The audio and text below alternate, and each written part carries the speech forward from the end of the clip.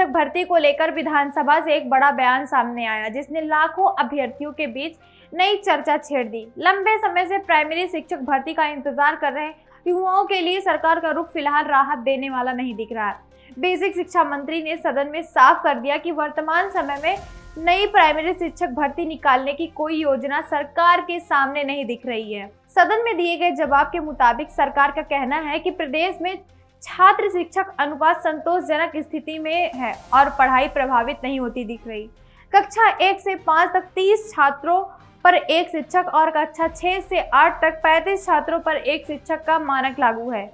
मंत्री के अनुसार स्कूलों में अनुपात संतुलित है, इसलिए तत्काल भर्ती की आवश्यकता महसूस नहीं की जा रही है। सरकार ने अपने पक्ष में आंकड़े भी पेश किए। बताया गया कि प्राइमरी विद्यालय में कुल 4,17,886 पद स्वीकृत है, जिनमें से 85,152 पद रिक्त हैं। ये वही आंकड़ा है जिसने सबसे ज्यादा सवाल खड़ा किया है, क्योंकि इतने बड़े स्तर पर रिक्तियां होने के बावजूद नई भर्ती न निकालने का निर्णय अभ्यर्थियों के लिए समझना आसान नहीं है। सरकार का तर्क है कि रिक्त पदों को केवल संख्या के आधार पर नहीं देखा जाना चाहिए, बल्कि मंत्री ने कहा कि यदि शिक्षा मित्रों और अनुदेशकों को शामिल कर लिया जाए तो प्रदेश में कुल 6,28,000 से अधिक शिक्षक कार्यरत हैं। सरकार के अनुसार इनकी मौजूदगी में छात्र शिक्षक अनुपात संतुलित बना हुआ है और शिक्षक कार्य प्रभावित नहीं हो रहा। हालांकि विपक्ष ने इस तर्क का कड़ा विरोध किया। विपक्षी दलों के विधायकों ने सदन में कहा कि लाखों डीएलएड टीईटी पास अभ्यर्थी वर्षों से भर्ती का इंतजार कर रहे हैं और रिक्त पद यह दिखाते हैं कि नियमित शिक्षकों की आवश्यकता है। उनका आरोप है कि अस्थायी व्यवस्थाओं के भरोसे शिक्षा प्रणाली को चलाना उचित नहीं है और सरकार को जल्द से जल्द भर्ती प्रक्रिया शुरू कर देनी चाहिए। बहस एक अहम पहलू बीएड अभ्यर्थियों से जुड़ा रहा। सुप्रीम कोर्ट के फैसले के बाद प्राइमरी शिक्षक भर्ती में बीएड डिग्री को मान्यता नहीं मिली। सदन में सरकार ने यही स्थिति दोहराते हुए कहा कि कक्षा 1 से 5 तक की भर्ती में बीएड अभ्यर्थी पात्र नहीं होंगे। हालांकि यह भी बताया गया कि फैसले के खिलाफ पुनर्विचार याचिका दायर की गई है, लेकिन जब तक कोई नया आदेश नहीं आता नियम वही रहेंगे। इससे हजारों अभ्यर्थियों में असमंजस की स्थिति बनी हुई है। शिक्षा मित्रों और अनुदेशकों का मुद्दा भी सदन में उठा। विपक्ष ने उनका मानदेय बढ़ाने की मांग की और कहा कि उन्हें बेहतर आर्थिक सुरक्षा दी जानी चाहिए। सरकार की ओर से जवाब दिया गया कि शिक्षा मित्रों के लिए 5 लाख रुपए की कैशलेस चिकित्सा सुविधा उपलब्ध कराई गई और कुछ प्रशासनिक सुविधाएं भी दी गई हैं, लेकिन मानदेय बढ़ाने के सवाल पर कहा गया कि मामला अभी विचाराधीन है और इस पर अंतिम निर्णय आगे लिया जा सकता है। इसी बीच परिषदीय विश्वविद्यालय को लेकर भी बहस छिड़ी।